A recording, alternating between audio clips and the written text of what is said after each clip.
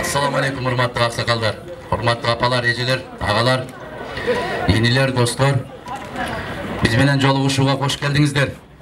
Өзү негизи момундай шаң шөөкөт деген бир башка учурда болуш керек буюрса. Ал шаң шөөкөт боло турган күн Аллах насип кылса 5-октябрда болот бул. Бүгүн мындай келип кече 2 күндөн бери жыйын өткөрүп атабыз, жолугушууларды өткөрүп атабыз. Тамагыбыз бираз отуруп калды, ага көңүл бурбайсыздар. Негизгиси бүгүн ушу сиздер менен аман эсен жолугушуп турганыбыз айтылган убакта, бирок ош деген ош дейт, 1,5 саат кечигип келесиңерби дейт. Жок, 4 киши келсе дагы биз 10:00 ушул жерде болушубуз керек. Биз ушуга көнүшүбүз керек. Мындан кийин дагы жолугушууларыбыз бар. Мен сөзүмдү кыска айтам. Себеп ондогон жылдар бою менин сөзүмдү угуп келатасыздар. Биздин көз карашты билесиздер. Биз эмне максатта баратканыбызды билесиздер. 5-октябрда Кыргызстандын бийлигинин өңү өзгөрүшү керек. Жогорку кеңештин өңү өзгөрүшү керек. Жогорку кеңештен нукура, таланттуу, тажрыйбалуу, колу таза, өз фамилиясын жазыла турган азаматтар барыш керек. Эгер андай кишилер барбаса, жана Иса Өмүркулов айтты го, азырда баратат биримдиктен. Менин колу бутумду бурап, кайрып, Атамбаев кыйнап чечимдерди кабыл алдырган дейт. Өз эркиңе өзүң ээ болбосоң, ошондой болосуң. Бирөөнүн колун карап жашайсың. Себеп өз эркиңди эч качан сен айта алган эмессиң, айта да албайсың. Шайлоолордун кандай өткөнүн билбейсиң. Себеп көптөгөн азыр көп саясий партиялар мына айланып тегеренип турушат. Ушулар дайым ушундай айланып тегеренип турат деп ойлойсуздарбы? Жок. Мына кайненелер жакшы билет. Келин дагы келгенде канча күн кызмат кылат апалар? 40 чыкканча. 40 чыккандан кийин сиз салам бересиз. Мына ушул сыяктуу көрүнүштөр болуп атат. Азыр эшигиңердин алдын келип шыпырып, суу сээп, эрте менен нанышта кылдыңызбы деп чай бергенге чейин барышат. Бул 15 күндүк иш. Келечегибиз өзүбүздүн колубузда. Биз өзүбүз тандаган жол менен барышыбыз керек. Жаман. Бир маселени айтыңыздарчы. Биз сотко барып, мыйзам менен чече алабыз деп. Чече албайбыз. Ооруп калсаңыз, Аллах сактасын, барып бекер дарыланам деп айтпачы. Дарылана албайсыз, себеп сиз добуш саткансыз. Ошол добушту сатып, өзүнүн фамилиясын жаза албагандарды колдоп көтөрүп келгенбиз биз. Чындыкты айтып койсо, чыркыратып бетке айтып койсо, ошолорду жаман көрүп келгенбиз биз. Эми жетишет. Жетишет садагаларым. Бардыгы жетишет. Мына жерде генерал Асановдун сүрөтүнүн астында турбайбы? Жетишет деп. Бунун ичинде баары бар. Тойгуздум деген сөз бул. Кандай дейсиңер? Бүтөт коёму? Биз эл катары жашайбызбы? Кантип жеткириш керек? Айланайындар, туугандар, кантип сөз айтыш керек? Көөдөн кыйкырыгы деп Рахман Разыков китеп жазып чыкты. Неге түшүнбөйбүз? Неге ойлонбойбуз деп. Менин кубандырып аткан бир маселе. Биз ошол Исфанадан бери келатабыз. Сүлүктүдөн бери келатабыз. Мына быйылкы эл, быйылкы Кыргызстандын жүзү такыр башка. Таптакыр башка. Көзүңүздөрдө нур пайда болуп калган. Жүзүңүздөрдө жылуулук пайда болуп калган. Келечекке болгон үмүт пайда болуп калган. Мына ушул үмүт, мына ушул жылуулук, жаркылдаган көздүн жанары иншалла бизди жарык күнгө жеткирет. Биз өз укугубузду өзүбүз талашабыз. Biz kul emespиz. Biz adamбыз. Biz жетелеген жакка баспайбыз. Biz өзүбүз каалаган жакка барабыз. Бирөө коркутуп атат десе коркпойбуз. Мына кечеки аппарат көрсөттү. Кичинекей көзгө көрүнбөгөн вирус байыбызды да алып кетти. Алымыбызды да алып кетти. Акырыбызды да алып кетти. Кедейибизди да алып кетти. Өлүмдүн алдында бардыгыбыз тегиз экенбиз го. Мына ушул Аллах Таала ушундай бир сыноо берди. Мүмкүн токто пендем деди, токто. Мени да тааныбай кеттиң эле деди. Асманга чыгып алдың эле деди. Күндө тойдон башың чыкпай калды эле деди. Балаңды сүннөткө отургузсаң дагы улак бересиң. Атаң 80-ге чыкса да улак бересиң. Кызың 18-ге чыкса да улак бересиң. Көп кеттиңер деди. Кандай дейсиңер? Бирөөлөр чыгып атыптыр. Мен шаарды сатып алам деген. Бирөөлөр чыгып атыптыр. Мен районума киргизбей коем деген.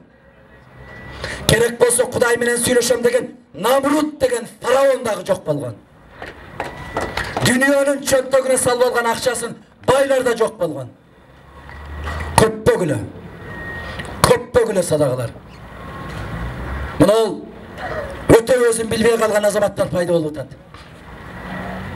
Эмне үчүн биздин ошто күндө тамаша, күндө мушташ, күндө уруш? Көпкөндөрдүн урушу бул. Чектен чыгып кеткендердин урушу. Бири-бири менен эрегишип атат. Мен киргизбей коет эмишмин дейт. Азаматтар болгон ушундай. Бирок алар кайда бүгүн? Мен каттуураак сүйлөдүм. Мен кечирим сурайм сиздерден. Мен сиздерге жаңы келген келин эмесмин. Башыңардан сылап чай куюп берген. Бүгүн ачып айтайын. Эртең керегиңерге жарайлы. Биз бүтүн Кыргызстанбыз. Бизде нарындык, ноокаттык, арабандык, оштук, өзгөндүк деген жок. Бизде кыргыз, өзбек, тажик, уйгур деген жок. Бизде орус, карис деген жок. Biz Allah'ın алдында bir pendemiz. Biz de ahiretке барганда sen kaysı partiyadansın dep surabайт. Ulutun kaysı dep surabайт. Sen kaysı memlekettensin dep surabайт. Bir surab болот. Kimdin ümmetisin degen. Oşonda Allah bizdin tilibizge Muhammed Peygamberimizdin ümmetimin degen tildi sözdü keltirsin bizge. Bizdi bayısın mı kedeysin mi dep surabайт. Haram tamak yedin mi jok mu dep surayt. Bizdi konstitutsiyan kaysı mıysamın kaysı dep surabайт. Kitebin kaysı dep surayt. Mına uşunu bilişimiz gerek. Bul dünya tez ötet. Көз ачып жумганча кетет. Кечеле биз дагы могу балдардай болуп мектепте окуп жүрдүк эле. Майка турсачан болуп жылаңайлак жүргөн кезибиз эле. Бүгүн мына кеттик. Мына аксакалдарды кандан да тез өттү. Биз токтойлу. Биз ойлонолу. Эч ким биздин курсагыбызга сала албайт. Эгер жараткандан уруксат болбосо. Шайлоочулар, урматтуу оштун тургундары. Мен түшүнүгүм боюнча бул жерде көрөк бүтүн Кыргызстан колдоочулар жыйналды. Ошондуктан азыр техника менен бүткүл Кыргызстанга биз сүйлөп аткан, биз жолугушкан баары тең чыгып атат. Онлайн режимде. Ошондуктан бул жалпы кайрылуу катары кабыл алыш керек. 30 жылда бардык мамлекеттик мүлктү приватташтырып, сатып алып, базарга айландырып, жокко чыгарып, таштарды чагып, жерге айландырып сатып жүргөн жигиттерибиз бүгүнкү күндө мен элдин дошуну бербейм деген сөздөрдү айтып атат. Мен ойлотам бул аябай чоң ката болуп атат. 1995-жылы Абсамат Масалиш президенттик шайлоо койгондо ошондо 30 жаштагы Атакан Мадумаров жанында жүрүп, бүгүнкү күнгө чейин өз позициясын өзгөртпөй түз жүрөт. Дагы эмне керек бизге? Biz azırak bolsak деле колубуздан келген жардам беребиз, жер-жерлерде коммунисттер. Бүтүн Кыргызстан акыркы 10 жылдын ичинде чыныгы элдик партия болгондуктан мына бүгүн мүмкүнчүлүк элге берилип атат. Эгер чыныгы элдик бийлик орнолсун десе, анда бүтүн Кыргызстан шайлаш керек. Бийлик элге кайтып келиш керек. Bir gana жолу бар. 4 октябрда номер 8 саясий партия бүтүн Кыргызстанга дош берсеңиздер, анда турмуш өзгөрүлөт. Рахмат. Курсан дүкен мындай улуу киши турса мен сүйлөшүм болбойт ака. Сиз сүйлөй бериңиз деп мага кезек берди. Мен азыр эле тамашалап айтып аттым эле бул жерде бул менин рабочий местам депчи сахна. Мен ушул жерде 45 жылдан бери сүйлөп атам. 45 жыл болуптур сахнага чыкканыма, саясатты айтканыма. Мен сырттан айтсам укпай коюшту да. Ошон үчүн парламентке барып айтайын деп атам. Боло береби? Мен Кудай буйруса 83 дебейм баргандан кийинчи.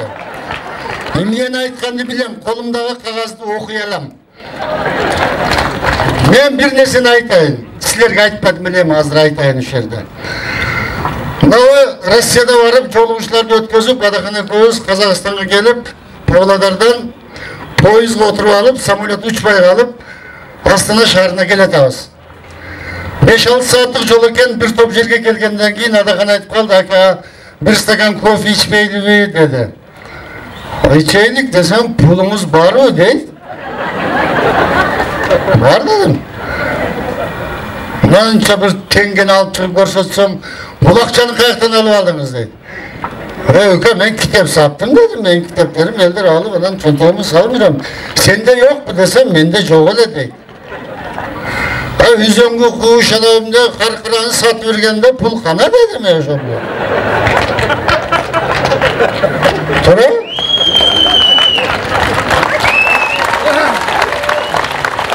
Karkıranı satkan olsam birer milyardka satkandırsın, şu puldu kaka koydum ülke. Kızık bizde bizce. Şu tapkan ile karkıra da öyle kıykırıp jatıp kalattı, başka hiç bela yok. Karasu'nu Kırgızistan'a belgili kılgan ekelek kişilik. Hazır 3'e olup kaldık. Biri Rahim milyon, biri Rahman milyon öyle da. Hazır General Kursan Hasan koşulup kaldı. Kızıktan memlekette yaşatağız. Kimden uğur ekenini biliyoruz. Banditler kim ekenini biliyoruz. Altına şeyini biliyoruz. Onun grupasında kança bandit var ekenini biliyoruz.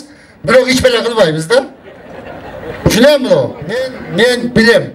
Erten Kuday koldup iyilikle bizlerimle birge ketemiz. Alga bütün Kırgızistan. Assalamu alaikum. Ordolu Oş şaharının turgunları. Pandemiya uçurunda 1500 adam kaza oldu. Kantip dum çıkıp 5 yerden bağlı. Alalvay kaza oldu. Oklayasında olgan bolsa 500 geçip degen. Resmi 1,5 milyon degen. Kançalardın жалгыз kızı, жалгыз balası okmuştu olağı, alım bolağı. Emne oldu. Bana cevap gelecek. Kim? Kosmos mu bugünkü murunku minister? Ce komendantları var, ce hükümet başı var. Kayda cevap gelecek. Kayda çındık. Biz kaçanga çen oturarız ün çıkmasdan. Bütün Kırgızistan partiyası güç bilen oturgan emez. Radikal opozisiya, radikal emez. Opozisiya çınığı. Eldin önünü biylike jetkize turgan. Aytkan sözünü daima tura turgan. Bir dağı artka çekinmegen. Çınlık üçün eldin önüne aytıp atkarta turgan partiya. Bu çınığı eldik partiya. Şuuz jakşı adam, imanlı adam. O vakit gelen 3 yıldan kiyimi, 4 yıl, 5 yıldan kiyimi. Kim ağa sıy görgözet? Uşul yerde turgan bardığı sıy görgözet. Biz kanday ekenini, biz biliriz adam geçirdik kanday ekenini. Canında жүрген koşamatçılar başka partiyaga öttürüp, başka bayrak, başka giyim, başka kepkamizin gelip bakıldap süylöydü. Uşul yerden. Biz bütün Kırgızstanlar anda emesmin. Men özümün atından aytayın. Asанов Kursan aytkan sözünde daima turgan. Kanday bolbosun, uğru keskin buluğu, korrupsioner buluğu, kontrabandist buluğu. Ben açık aytam. Köpçülük doğuşumen gelgen bolsa, jaratkan koldup, bir aydın içinde özgörü bulup, söz sürdü. Daima bar olumuz Колдоңуздар, аман болуңуздар. Парламентке көпчүлүк добуш менен келишиңизге мен ишенем. Суроо, люстрация закону иштеп чыгасызбы дейт. Майсал. Люстрация дегенди кандай түшүнөбүз биз? Атасы начар чыкса, баласынын куу бер деп түшүнөбүз. Андай болбойт. Люстрация bizde Европада иштегенде иштебейт. Bizde люстрация ушундай иштеш керек. Ыйманы барбы же жокпу болду. Шавкат Мирзиёев мырза, караңыздар. Мен 3 жыл күрөшөм. Мен 1 жыл күрөшөм. Биздин президенттер айтат 1000 кадам. Экономикада 100 кадам. Кадамын санап жүрөт биздикилер. А киши кадамын санабай туруп, Өзбекстанда Манас айылы бар. Жалаң кыргыздар жашаган айыл, Манас айылы бар. Ошол Манас айылын 40 күндө бүтүндөй айылды тегиздеп сүрдүрүп, Европалык стандартка дал келген шаарча куруп койду. 40 күндө. 40 күн. Биздикилер оору келетат десе, 4 айда 4 кровать таппай койду. Мына сенин бийлигиң айланайын. Өлкөбүз биримдикте, жакшылыкта, ынтымактыкта бөлүнбөй, жарынбай, көбөйгөндү, өскөндү бизге насип кылсын. Жолубуз түгөнгүс болсун, чексиздик ошондой. Ар дайым бар бололу, бай бололу, жакшылыктарда жолугушуп жүргөн күндөрдү Аллах насип эткен болсун. Парламентке жүлүктерин бу кыргыздар ушундай дедирбейли. Тайбаган огунан табият бул, арак шарап, акчада табылаттыр. Парламентте жүрбөсө Мадмаров Кыргызстын далай жабылаттыр. Жолдошор кызыр болуп, арадарын колдоп, сени 4-5 немеде күтүп алайлы. Алдын корго чыгышты. Шайлоодон ут кылабым, Аллаху акбар. Рахмат.